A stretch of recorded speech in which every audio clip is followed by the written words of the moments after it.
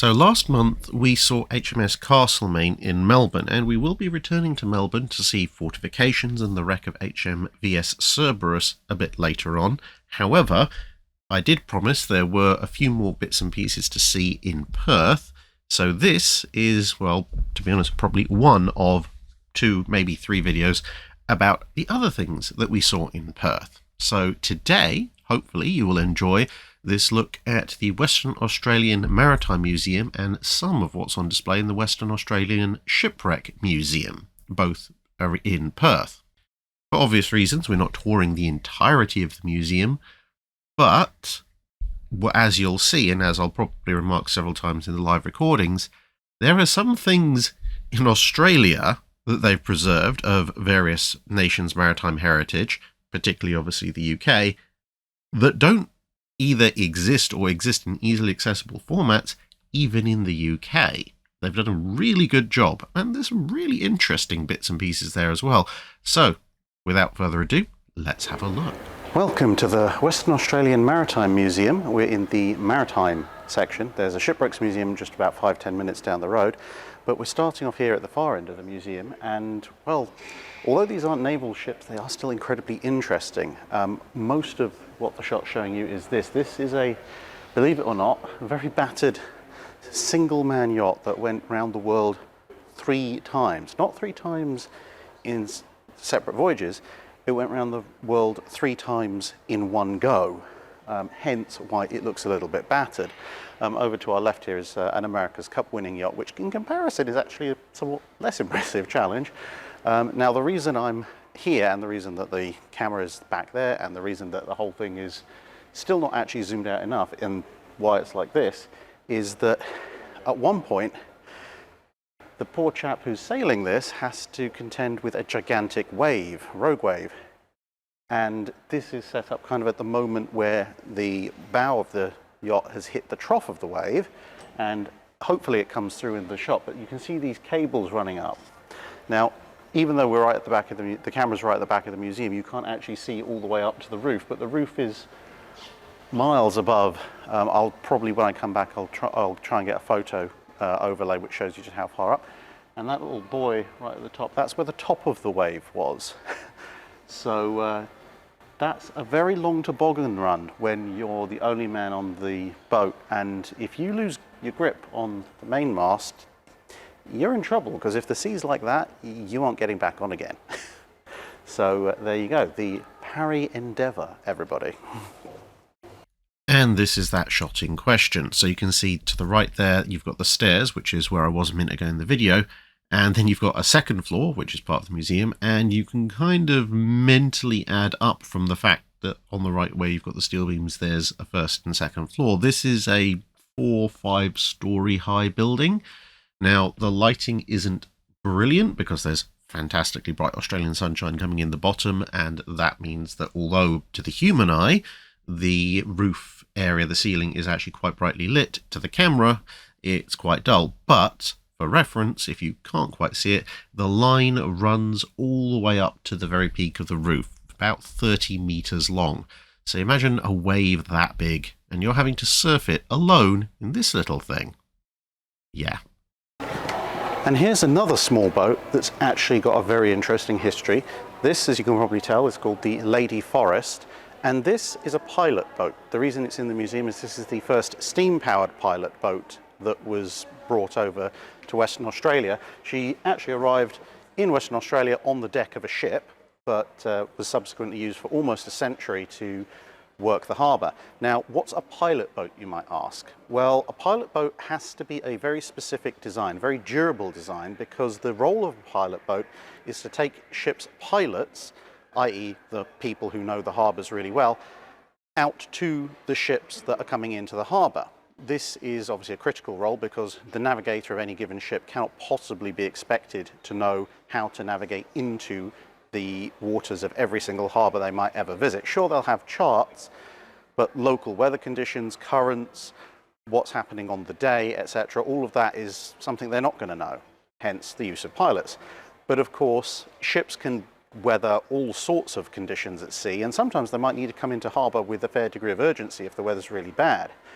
And that means that a pilot boat has to be able to get out to the ships in almost any weather. And of course, being a much smaller vessel, it has to be able to cope with seas that for a 10,000 ton cruiser, a 35,000 ton battleship, might not be too troubling, but for something that, you know, you could walk end to end in a few seconds, could be very troubling. And hence the somewhat unique design of this vessel. This is actually based on a lifeboat design from the late 1890s.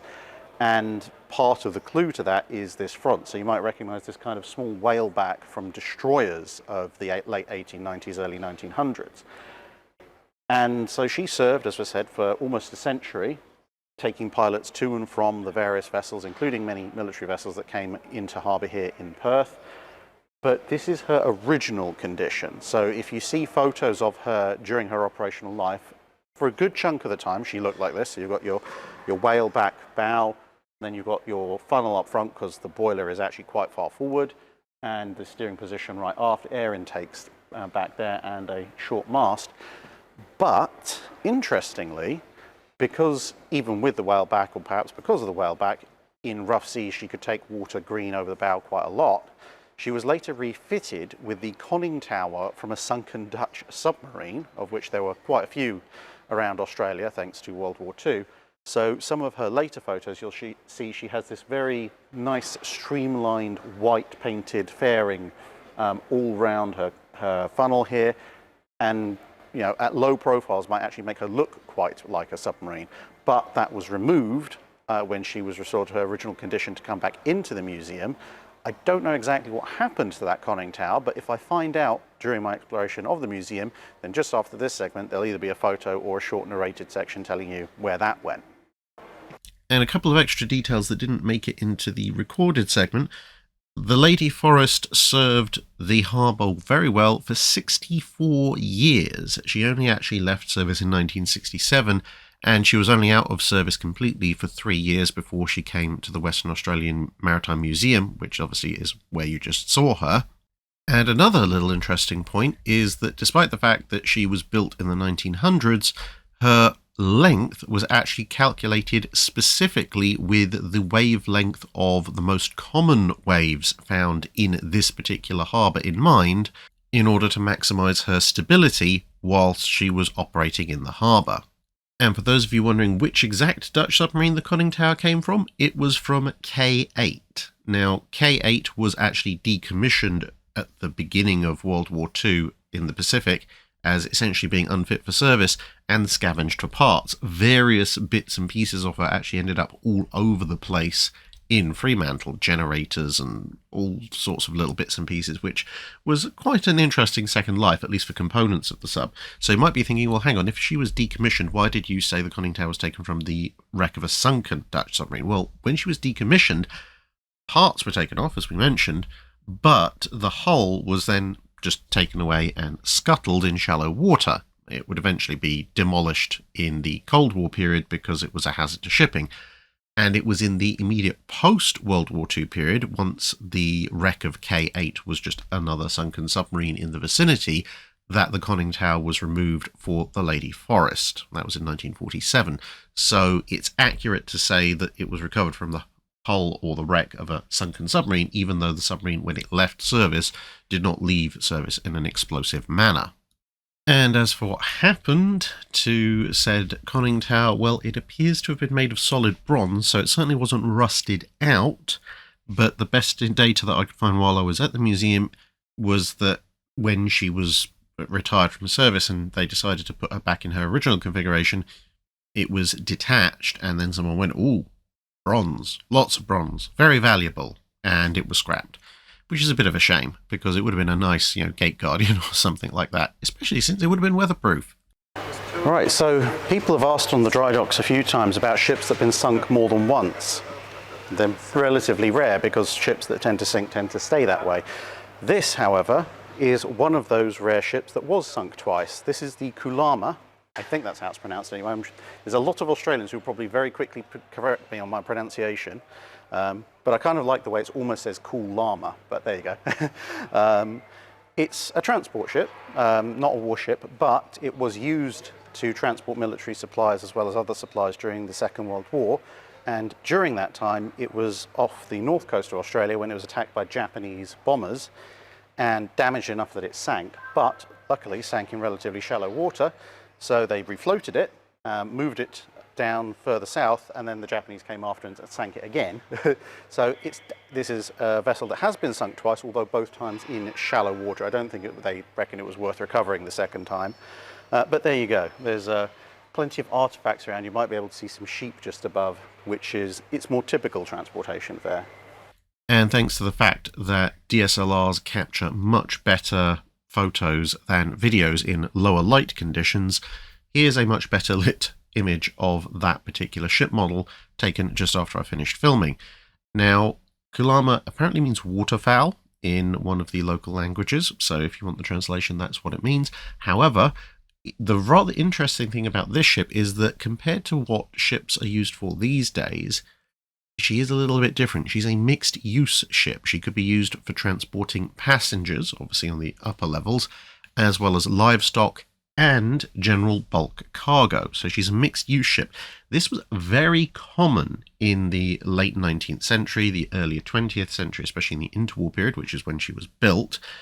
And going back even further, mixed-use merchant vessels were pretty much the norm, but back in the age of sail, it was usually a case of, well, we stuck some passengers in there as well for some extra profit. Whereas by the steam and steel era, you have this very specifically delineated type of vessel where you have actual passenger cabins in the superstructure. So if you just stayed within that area, you could be forgiven for thinking you were on a very small liner. Whereas obviously down in the cargo hold, you'd have grain, cars, industrial products, sheep, cows, etc., etc.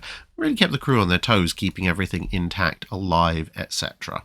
These days, of course, merchant shipping tends to be much more monotasked. So we have car carriers, LNG carriers, oil carriers, grain carriers, coal carriers, container ships, and passenger ships. But that's largely because nowadays the cargoes for each of those specific types are available in large enough numbers to make a single-use hull quite profitable. Whereas back in those days, there might be some livestock, there might be some industrial products or raw materials, and some passengers who wanted to go from, let's say, Fremantle to London or something like that, but not enough to have 3 separate ships sail at the same time with 3 separate cargoes. But if you combine them all into one ship, then you could make a decent living. And of course, it meant if there was none of one particular type of available cargo, but there was plenty of another, you could still make some money. And now for something that shows up almost everywhere in external shots of warships in the Second World War, but good luck actually finding an intact one anywhere in the world. A Carley float. So this is a Carley float. If you've ever seen pictures of World War II vessels, you'll almost certainly recognize it as the strange ovoid things that are usually strapped to the superstructure. So this is what one actually looks like in real life, and unlike what you might think given what most modern life rafts are, this is not an inflatable unit. That's why they're shown as those ovoids already strapped to the ships. This is a solid flotation ring, which is useful because it also means it's much less vulnerable to shrapnel damage. So if you're out in the middle of combat and then your ship starts to go down, obviously at that point, presumably having taken quite a lot of shell fire or possibly torpedo hits, anything that was just purely an inflatable tube would almost certainly have been punctured and is not going anywhere. Whereas this thing, even if it's got shell fragments, bullet holes, etc. through it, that might compromise its floatability a little bit, but not by a huge amount. And then you'll notice in the center, instead of having a solid floor or even a flexible floor, it's just got some netting, and the netting holds this box of supplies. So there is a surface that you can rest on, or if the box of supplies has somehow been lost or smashed up or whatever, you've still got the netting to rest in, but you will be very wet whilst floating around in it. It will just keep you alive and above water and slightly more visible, hopefully long enough for somebody to find you. Of course, not this particular float, but one very much like it is pretty much the only clue that was available during the Second World War as to what happened to the Leander class HMAS Sydney, but that's a story for another video. And the reason I specify the World War II HMAS Sydney is because the current HMAS Sydney, believe it or not, actually just happened to be parked right outside, literally a 2-minute walk from the museum. So this is what she looked like at sunset that day. Right, this is a replica of the conning tower of HMAS AE2. The reason it's a replica is that the wreck is still down there in the Sea of Marmara, only discovered a couple of decades ago. Now, AE2 is, despite the name, actually realistically probably Australia's first combat submarine, because there were two of them, AE1 obviously and AE2. They're both E-class submarines, so those of you who are students of World War I will already recognise that's a British type. Pretty much, to be honest, the first decent British submarine for deep ocean operations.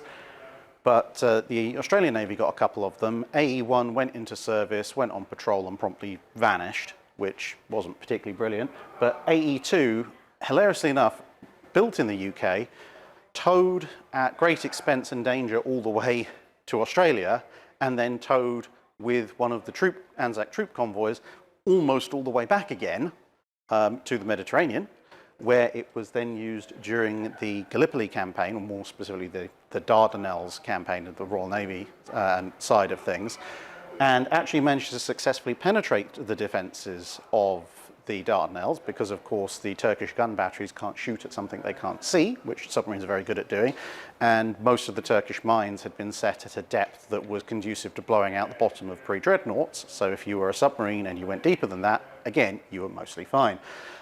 Eventually AE2 was detected, discovered and sunk, although a decent chunk of the crew managed to survive. And that's where the wreck has been ever since, until, as we said, it has been discovered more recently. The Australian government working now with the Turkish government to determine what the fate of the wreck should be. But over here we have a replica of what an E-class submarine conning tower would look like, which means that above the water, this is pretty much the only opportunity you're going to have to look at any part of an E-class submarine, because none of the others have survived. And now you remember that bit I said about Australia preserving things better than we do in the UK a little bit? This is Sleeping Beauty, aka a well canoe. Now, you may have already seen this in the video I did a while back on midget submarines and the like, but this is the first one I've actually seen physically intact. But there is actually a good reason for its existence in Australia, and that is that a lot of these sabotage units, because that's essentially what it is, it's a special forces insertion vehicle, were developed during the early and middle part of the war, but only really came into their own operationally in the latter stages of the war.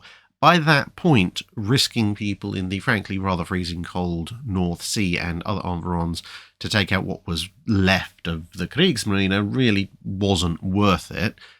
But there were quite a lot of Japanese targets to take out, and the Pacific waters are usually a little bit warmer, although there's a slightly higher risk of sharks. And so a good chunk of the operations of the Well series actually took place in the Western Pacific and the Eastern Indian Ocean, and of course that meant they would be based in Australia, hence why one has survived over here. Now, just next to it, in this slightly further out shot, you can see what looks like a rubber imitation of a well canoe, and this is a slightly larger thing.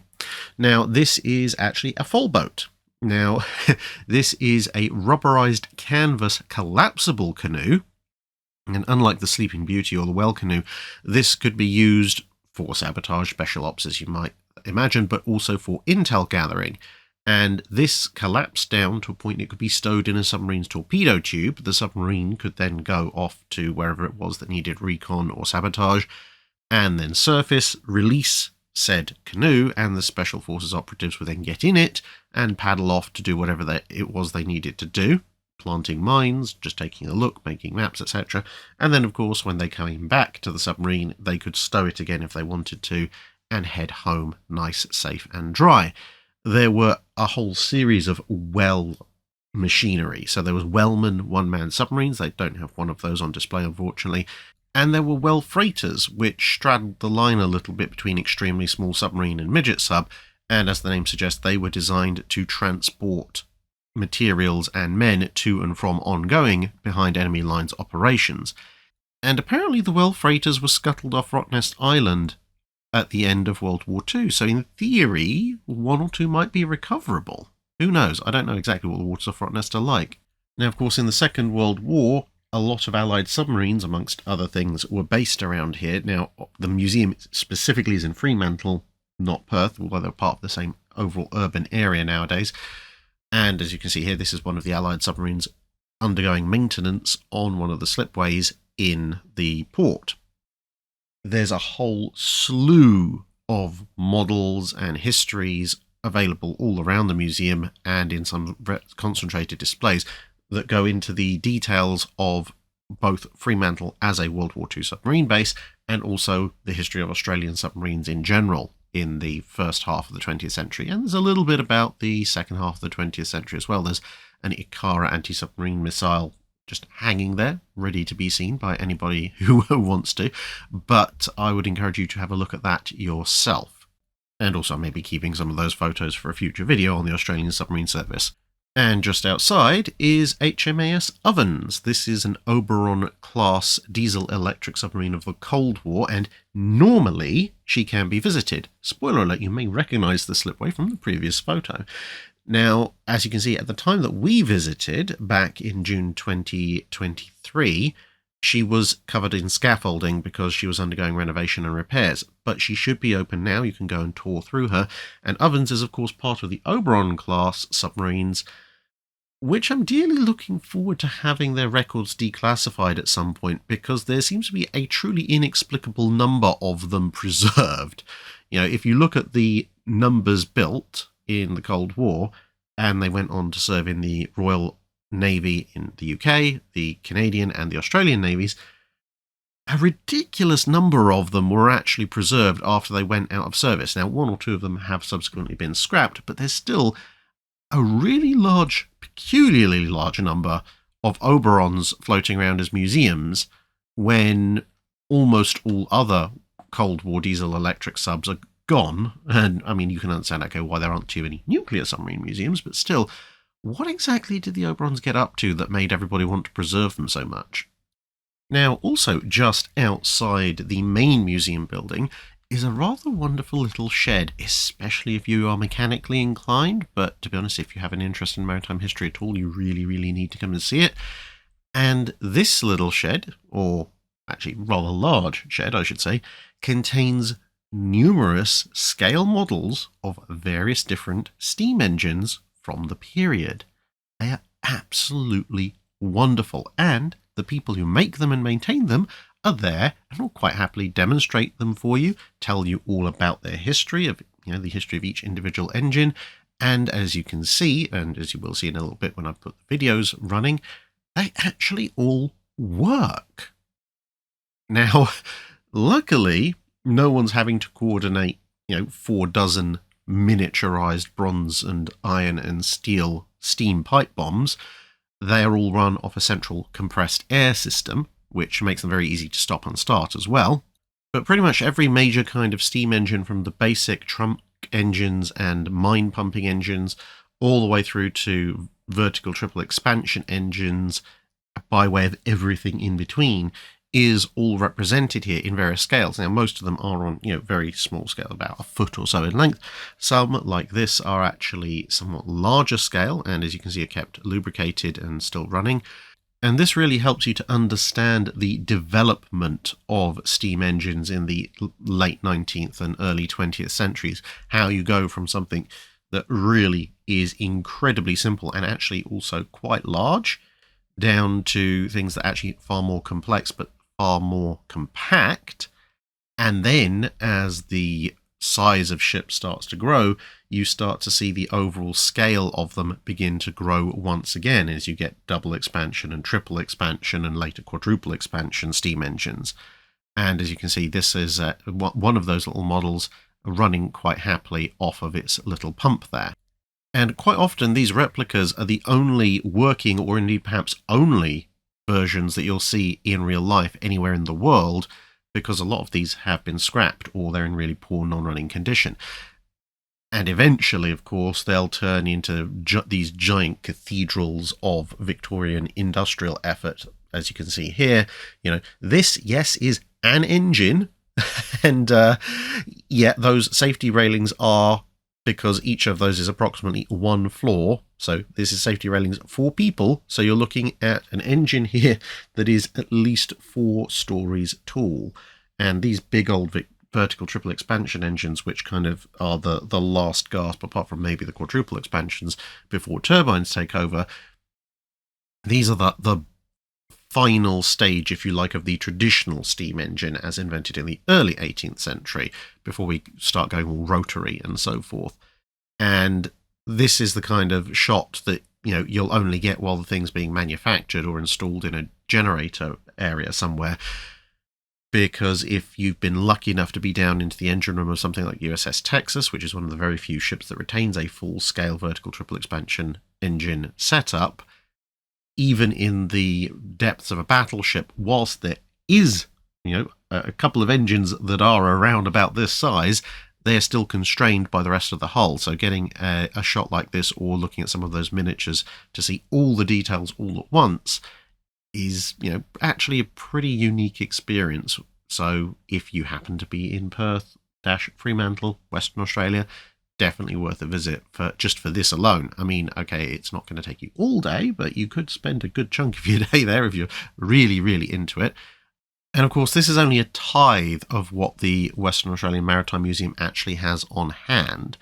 Being a good museum, they of course have all their ship models out. You've already seen a few of them, but they have a bunch for the World War II Royal Australian Navy as well. If your interests lie more towards the yachting and personal sailing side, well, you've already seen they've got a couple of big ones right at the end of the hallway, and they've got a few others, as you can see here, sitting around for you to inspect. And they also have some of the craft that were constructed by indigenous populations, both to Australia and the local environs, which are also on display here. So they are covering the full range of Western Australia's maritime history.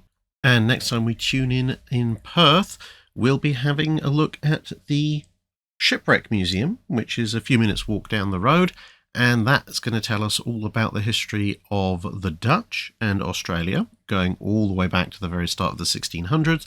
We're also going to have a look at what's left of the wreck of the Batavia, and an absolutely fantastic collection of ships that have all been modelled by one man. So, with that little spoiler alert, see you again in another video. That's it for this video. Thanks for watching. If you have a comment or suggestion for a ship to review, let us know in the comments below.